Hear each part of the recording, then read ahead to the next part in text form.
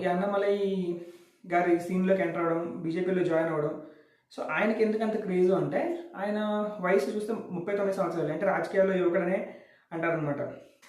So ఆయన స్వతహాగా education పరంగా చూసుకుంటే అంటే వ్యవసాయ కుటుంబంలోనే పుట్టారు. సో ఆర్థికంగా కూడా అంత గొప్పగా ఏం లేదనమాట.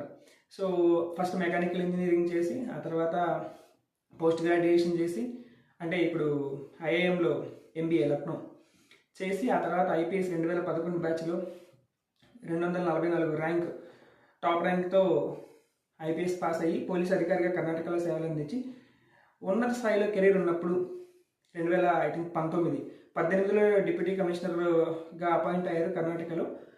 19లో రాజీనామా చేశారనమాట. ప్రాంతానికి ఏదైనా తన ప్రాంతానికి ఏదైనా సేవ చేయాలి సామాజిక బాధ్యతతో, ఏదైనా ఈ శ్రీమంతుడు సినిమాలో చెప్పినట్టు తిరిగి చేయాలి సమాజానికి అనే ఉద్దేశంతో రాజీనామా చేసి బయటకు వచ్చారనమాట. సో